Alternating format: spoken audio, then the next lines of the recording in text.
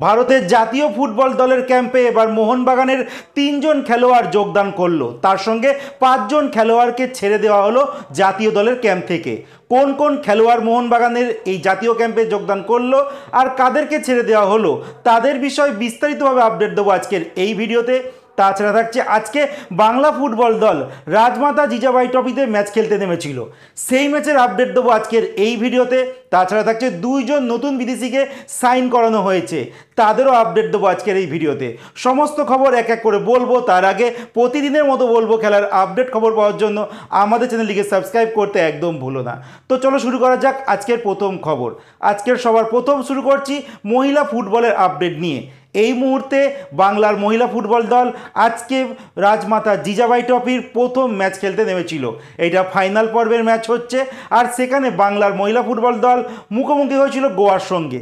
আর এই ম্যাচটি কিন্তু গোল শূন্যভাবে শেষ হয়েছে, যেখানে বাংলার মহিলা ফুটবল দল কিন্তু ফাইনাল রাউন্ডের প্রথম ম্যাচেই আটকে গেল। আগামী 3 অক্টোবর উড়িষ্যার সঙ্গে বেঙ্গল মহিলা ফুটবল দলের নেক্সট ম্যাচ রয়েছে, সেই ম্যাচটা কিন্তু জয়লাভ করতেই হবে। যদি কোনো মতে পয়েন্ট লুজ হয় তাহলে কিন্তু বিপাকে পড়তে হতে পারে বাংলা মহিলা ফুটবল দলে। এরপরে আপডেটটি দেবো 2জন বিদেশি খেলোয়াড় সাইন করে নেওয়া হলো দুটি দলে। সবার প্রথম যে খেলোয়াড়টির নাম বলবো লেজার সিরকোভিক, একজন সার্বিয়ান 33 বছর বয়সী ডিফেন্ডার। আর এই খেলোয়াড়টি লাস্ট সিজন জামশেদপুর এফসিতে খেলছিলেন।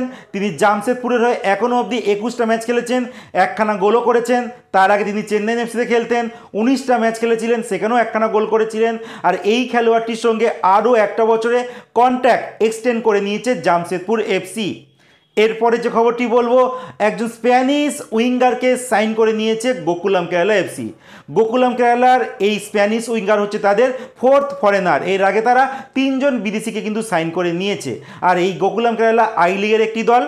আর যে বিদেশিকে সাইন করেছে তার নাম অ্যালফ্রেড প্ল্যানাস। তিনি স্পেনের 3rd ডিভিশনের একটি ক্লাবে খেলছিলেন, আর সেখান থেকেই এই উইঙ্গার খেলোয়াড়কে গোকুলাম কেরালা সাইন করে নিয়েছে। এরপরের যে খবরটি দেবো সেটা হচ্ছে মোহনবাগানের 3জন খেলোয়াড় এবার জাতীয় দলের ক্যাম্পে কিন্তু যোগদান করলো ফাইনালি। এই 3জন খেলোয়াড় হচ্ছে আব্দুল সাহেল সামাদ, লিস্টন কোলাসো, আরেকজন হচ্ছে দীপক টাংরি। আগামী 9 আর 14 অক্টোবর ভারতীয় ফুটবল দলের সিঙ্গাপুরের সঙ্গে 2খানা এএফসি এশিয়ান কাপ কোয়ালিফায়ারের ম্যাচ রয়েছে। একটা হবে সিঙ্গাপুরের মাঠে, আরেকটা হবে ভারতের মাঠে। আর তার সঙ্গে বলবো এই জাতীয় দলের ক্যাম্প থেকে 5জন খেলোয়াড়কে কিন্তু ছেড়েও দেওয়া হয়েছে। কাকে আগে ছেড়ে দেওয়া হয়েছে সেটা একবার তোমাদের বলে দিই। এখানে সবার প্রথম নামটি বলবো মোহাম্মদ আইমেনকে ছেড়ে দেওয়া হয়েছে, ভিভিন মোহানানকে ছেড়ে দেওয়া হয়েছে, জিতিন এমএসকে ছেড়ে দেওয়া হয়েছে, মনবীর সিং জুনিয়রকে ছেড়ে দেওয়া হয়েছে, এছাড়া আসির আক্তারকেও ছেড়ে দেওয়া হয়েছে। আর এই 5জনকে ছেড়ে দেওয়া হয়েছে, এদের মধ্যে কিন্তু কয়েকজন খেলোয়াড় আছে কয়েকদিন আগে যে অনূর্ধ্ব 23 আমাদের জাতীয় দলের ফুটবল টিমটা যে এএফসি এশিয়ান কাপ কোয়ালিফায়ারে দারুণ খেলছিল, সেখানকার সদস্য ছিল। আর সেই স্কোয়াডে কিন্তু এরা দারুণ ফুটবল খেলেছে। তারপরও যেহেতু মোহনবাগানের খেলোয়াড়রা তারা জাতীয় দলের ক্যাম্পে যোগদান করেছে, তার জন্য এদেরকে বাদ পড়তে হলো। তো দেখা যাক মোহনবাগানের খেলোয়াড়েরা তারা তো যোগদান করেছে জাতীয় দলের ক্যাম্পে, যদি ন্যাশনাল টিমের মেন স্কোয়াডে তারা চান্স পায় খেলার জন্য সিঙ্গাপুরের সঙ্গে ম্যাচে, সেখানে তারা কেমন পারফরমেন্স করে।